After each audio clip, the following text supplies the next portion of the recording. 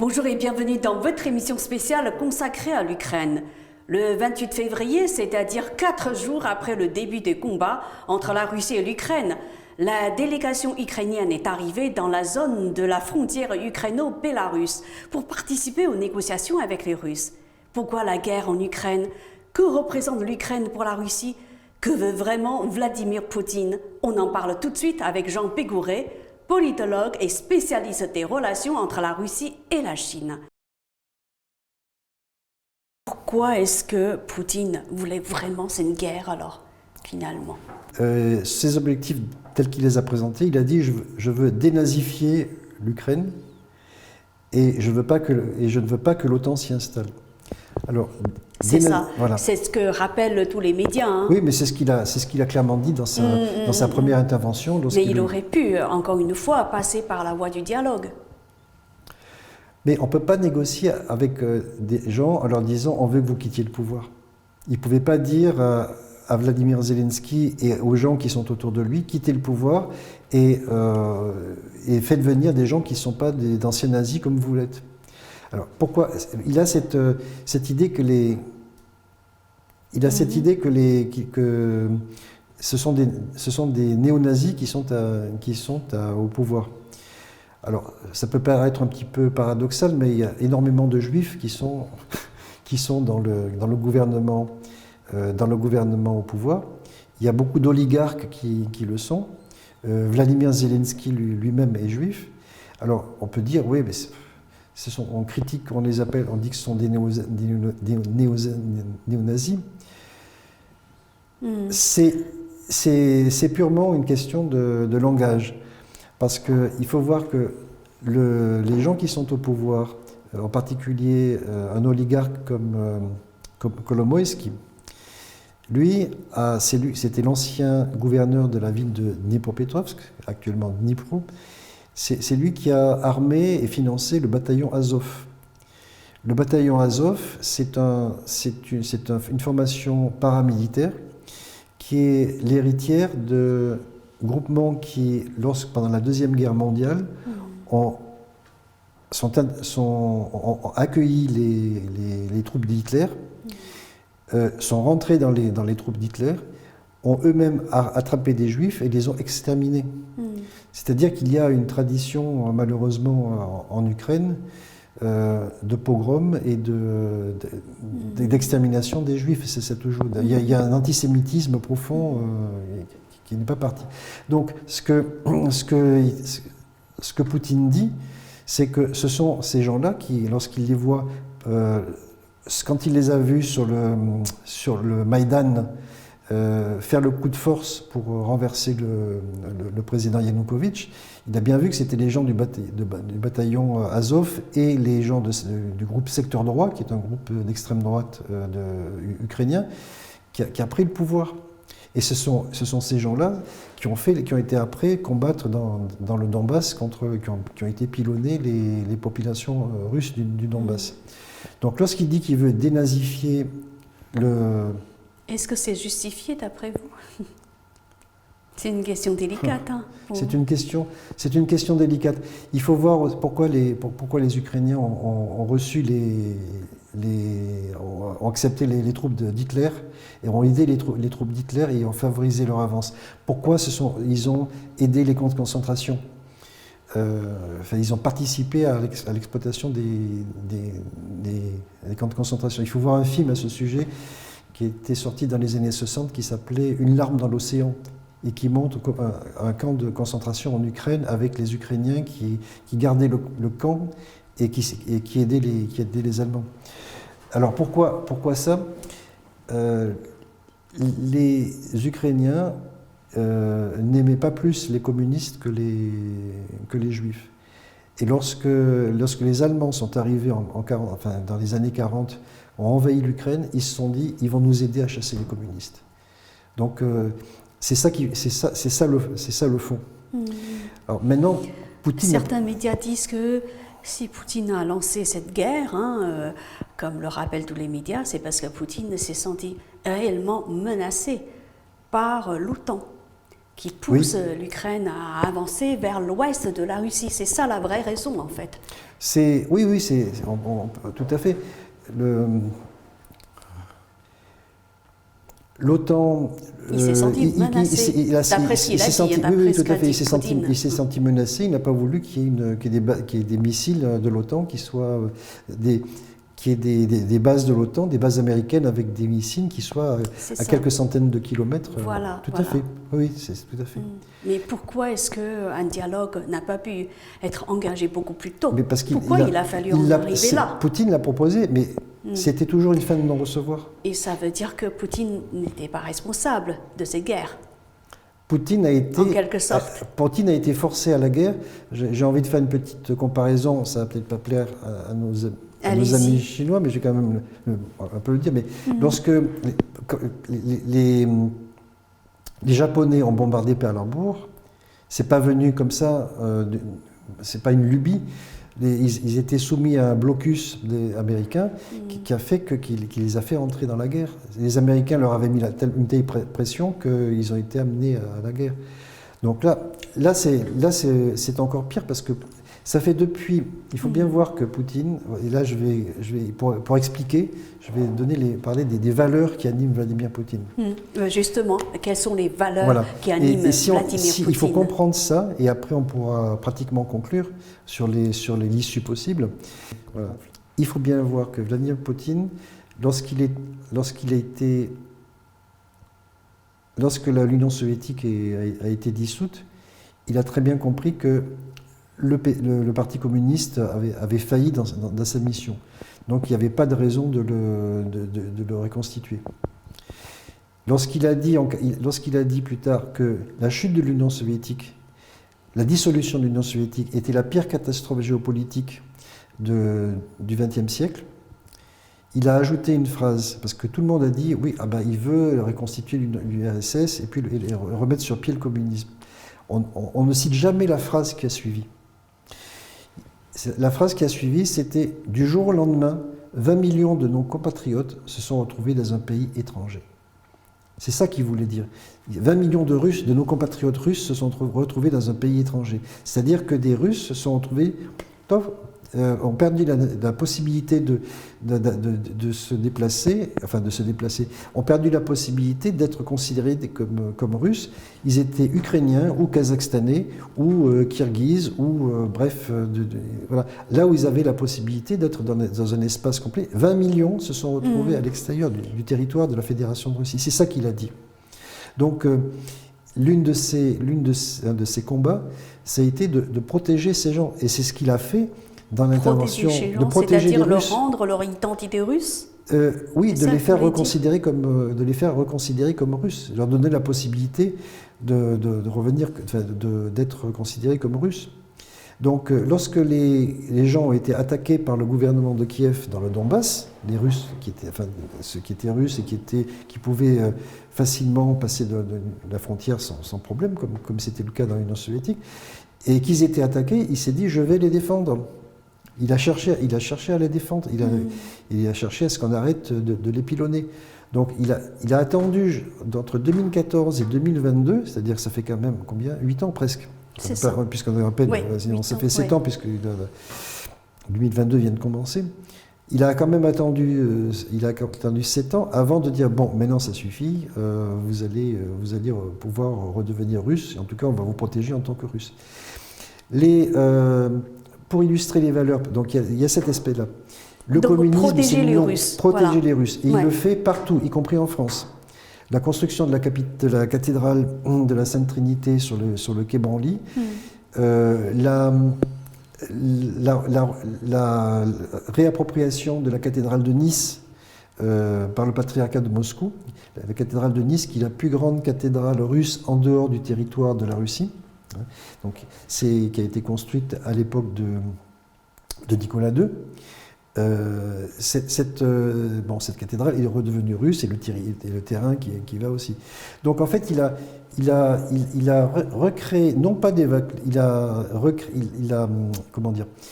il a restauré une identité russe, non pas autour du communisme, mais autour entre autres, l'orthodoxie. C'est-à-dire qu'il a permis de reprendre les biens, de faire réintégrer par dans la Fédération de Russie des biens orthodoxes.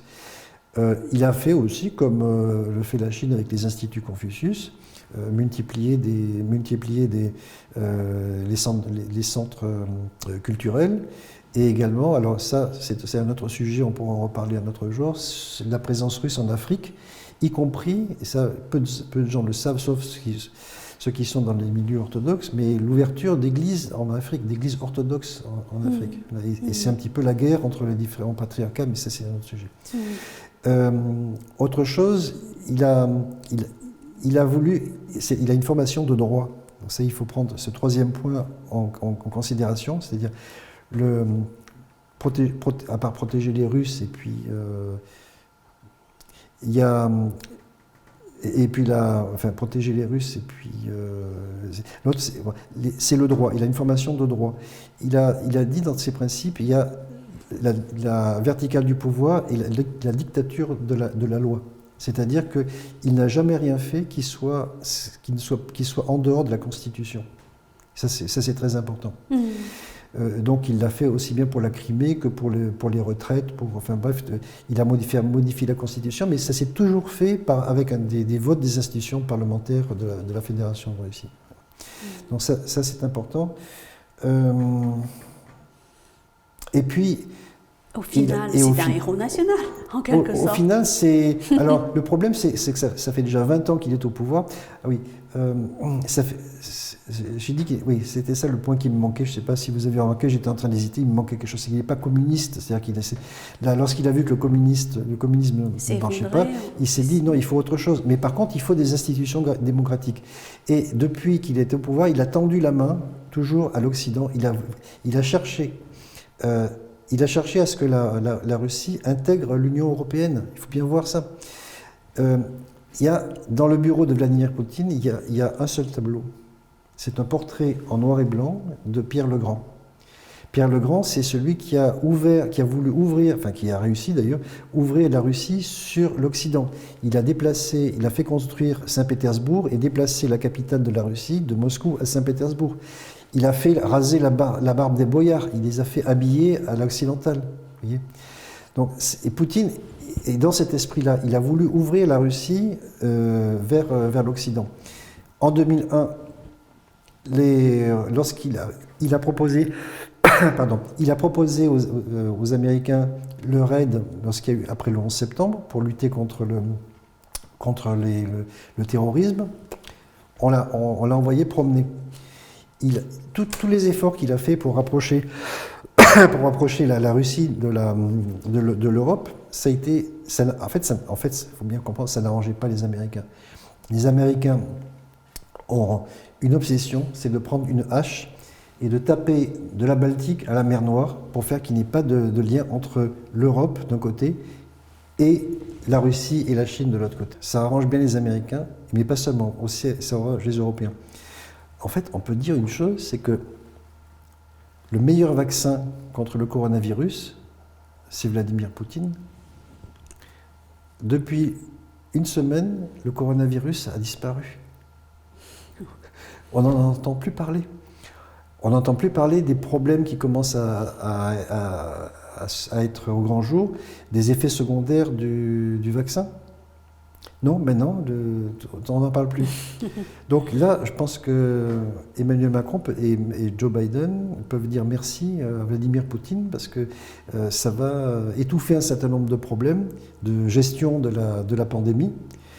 Et bon, pour Emmanuel Macron, ça va lui permettre d'endosser un costume de sauveur de la patrie et de défenseur de la patrie et même de la liberté en Europe. Donc, alors pour revenir à Emmanuel Macron, quels sont les enjeux majeurs pour la France, cette guerre-là?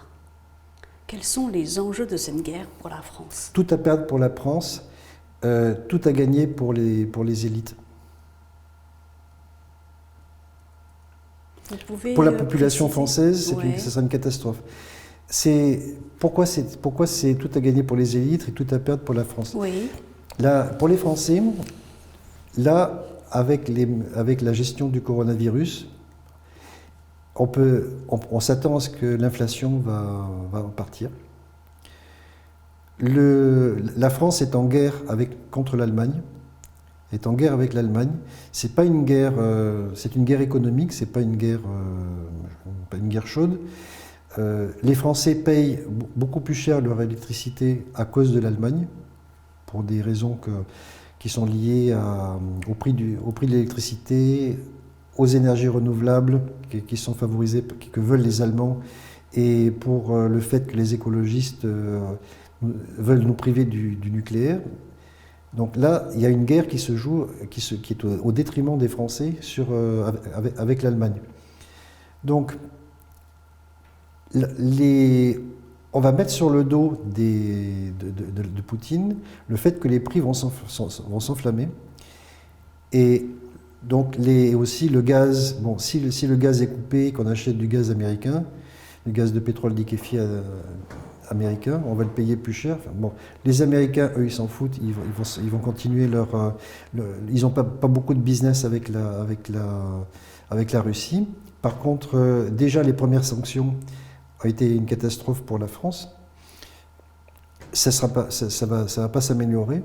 Je parle des premières sanctions de 2014. Là, les nouvelles sanctions vont pénaliser tout le monde. Peut-être les Russes, mais les Russes ont l'habitude de lutter. Ils ont eu 26 millions de morts pendant la Deuxième Guerre mondiale. Ils ont l'habitude des sacrifices. Donc même s'ils sont occidentalisés en concrètement, sur la vie des Français. Les Français, les prix vont c'est surtout l'inflation. L'inflation, c'est ça. Ouais, mais l'inflation, de toute façon, elle aurait eu lieu. Donc, ça, le peuple français va souffrir de toute façon. Et les élites, eux, seront dédouanés parce qu'on dit « Ah, c'est la faute à Poutine ». Donc Macron va pouvoir dire, mais pas seulement, les Occidentaux vont pouvoir dire si les prix augmentent, c'est la faute de la guerre en Ukraine. Parce que nous avons dû aider, parce que nous avons dû prendre des sanctions qui ont aussi des effets retours sur nous. Ils vont tout mettre sur Vladimir Poutine. Donc c'est bien pour la classe politique et les milieux d'affaires. Parce que c'est une bonne excuse. C'est une très bonne excuse. Par rapport à ça la pourra mauvaise masquer. gestion. Vous allez voir, on va bientôt pouvoir enlever les masques, plus obligé de faire de la moindre vaccination, surtout pas d'ailleurs, avant qu'on se rende compte. Enfin, parce que on sait maintenant que le vaccin, c'est pas la peine de faire 50 doses, ça ne servira à rien. Alors, dernière question, quelle est l'issue possible de cette guerre? Alors, l'issue possible, au moment où nous parlons tous les deux, Camille, en Biélorussie, donc les deux délégations russes et ukrainiennes sont peut-être encore en train de parler. Donc c'était à la demande, c'est une proposition de Vladimir Poutine. Les Russes sont venus en premier, les Ukrainiens ont tergiversé et finalement sont venus. Je pense que ce que ne veut pas Vladimir Poutine, c'est, là on parle vraiment de l'issue, il n'a aucune intention d'envahir les pays baltes. Il n'a aucune intention d'envahir la Pologne. Il n'a aucune intention de rentrer dans un pays de l'OTAN. C'est pas parce qu'il a peur, c'est parce que ça ne correspond à rien comme projet. Ce serait complètement contre-productif de faire ça. Deuxième question, est-ce que Vladimir Poutine veut envahir l'Ukraine? Est-ce qu'il veut annexer l'Ukraine? La réponse, c'est non. S'il avait voulu le faire, il aurait pu le faire plus tôt. Et là, il y avait 4 scénarios. Je vais pas. Maintenant, il n'y a peut-être plus le temps. On a un peu le temps? Oui. Bon. Il y avait 4 scénarios possibles. Le premier. Le premier, c'était prendre la Crimée, basta, et on laisse le reste de l'Ukraine se débrouiller. Bon. Je parle d'un des scénarios en 2014, après le coup d'État de Maïdan. Donc on récupère la Crimée parce qu'il y a Sébastopol, et puis on ne peut pas laisser une base OTAN s'installer à Sébastopol et ne plus avoir de base en mer Noire. Bon. Donc ça, c'est le premier scénario, on fait ça. Deuxième scénario, on protège, incorpore les 2 républiques du Donbass, et on le fait dans le cadre des accords de Minsk. C'est-à-dire, par la négociation, on obtient que, tel que c'était parti par la négociation, que l'Ukraine donne une certaine autonomie aux 2 républiques russophones, Et donc, dans le cas d'une fédération, républiques, rester au sein de l'Ukraine, ça c'était le deuxième scénario, et rester au sein de l'Ukraine, d'une Ukraine fédéralisée, avec une autonomie pour ces deux républiques. Deuxième scénario. Troisième scénario, alors là, c'est on récupère la moitié de l'Ukraine, c'est-à-dire toute la Nouvelle-Russie, la Novorossie, c'est-à-dire celle qui part d'Odessa, qui fait la jonction avec la Transnistrie, qui est une région qui a déclaré son indépendance de la Moldavie et qui veut être rattachée à la Russie. Donc ça se trouve à l'ouest de l'Ukraine, une petite bande de terre qui se trouve entre la Moldavie et l'Ukraine. Bon. Et on reprend Odessa, le sud jusqu'à Kherson, Dnipropetrovsk, Mariupol, Berdyansk, enfin toute la région qui est au nord de la mer d'Azov. Et après, on remonte jusqu'à Kharkov, c'est-à-dire on récupère Lugansk, Donetsk et Kharkov. Bon, et ça, pour le faire, ça pouvait se faire sûrement pas par la négociation, parce que ça supposait qu'il y ait une partition de l'Ukraine. Et bon, c'était faire ce qui se passe en ce moment, mais le faire plus tôt et puis le faire obligatoirement de façon violente. Ça ne pouvait pas se faire automatiquement parce que le Kiev n'aurait pas accepté. Et le quatrième scénario, c'était tapis, c'est-à-dire on prend toute l'Ukraine. Mais prendre toute l'Ukraine, bon, finalement c'est le scénario que Poutine a retenu, mais ce n'est pas pour l'annexer. C'est pour changer le régime en place et repartir et laisser l'Ukraine dans ses frontières. Obtenir que l'Ukraine soit finlandisée, c'est-à-dire qu'elle ne rentre pas dans l'OTAN, et que le gouvernement puisse travailler avec la Russie aussi bien qu'avec l'Europe. C'est-à-dire qu'il n'y ait pas des gens qui soient sous influence américaine, qui veulent à tout prix ne travailler qu'avec l'Europe. Et voilà. Donc c'est ça qu'il veut obtenir. Donc c'est le quatrième scénario. Le troisième scénario n'était pas jouable, c'est-à-dire celui de récupérer le sud de l'Ukraine, et je pense qu'il est dangereux. En tant que Russe, si j'étais Russe, je dirais que ce scénario est risqué, parce que la partie de l'Ukraine qui est au nord-ouest, il n'était pas viable économiquement. Donc une Galicie avec pour capitale Kharkiv pour les Ukrainiens, qui aurait été indépendante, n'aurait pas eu de débouché à la mer, et c'est pas une région qui est très très riche. Et ils s'entendent. Alors, le problème, c'est qu'ils s'entendent pas avec les Polonais, mais comme ils sont pas assez autonomes, il aurait fallu qu'ils soient réintégrés, par exemple, dans la Pologne, qui devienne une province polonaise, comme à l'époque de la République des deux Nations, la République des deux Nations, c'était l'association de la Pologne et de la Lituanie, lorsque la Lituanie descendait de la Biélorussie jusqu'à la mer Noire. Donc là, la Pologne aurait récupéré cette partie, et pourrait refaire une république des deux nations qui elle-même serait rentrée dans l'Union européenne. Donc ça veut dire que ça aurait créé un nouveau pays qui serait soit autonome, soit intégré à la Pologne, qui serait rentré dans l'Union européenne. Bon, et à ce moment-là, évidemment, dans l'OTAN, donc le problème n'aurait pas été réglé. On va suivre de près l'évolution. Oui, on va suivre de près. Voilà, quelle tournure vont prendre les négociations. Le fait que les Ukrainiens, et en particulier Zelensky, aient accepté de participer à ces négociations, c'est déjà un bon point. Maintenant, c'est pas sûr que ça réussisse, et on ne peut pas exclure non plus qu'il y ait un coup d'État militaire en Ukraine, comme l'a appelé Vladimir Poutine, mais c'est pas certain que ça puisse arriver. Donc pour l'instant, moi, je ne fais aucun pronostic.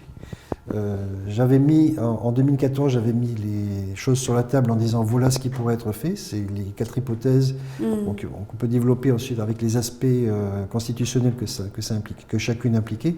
Mais là, aujourd'hui, on peut mettre sur la table des hypothèses Les Américains voudraient que ça dure longtemps. Les Français voudraient que ça dure au moins jusqu'au mois d'avril. Et les Russes voudraient que ça se règle rapidement parce que c'est productif pour personne. Enfin, en tout cas, pas pour les Russes. Merci beaucoup Jean Picouret d'avoir répondu à nos questions.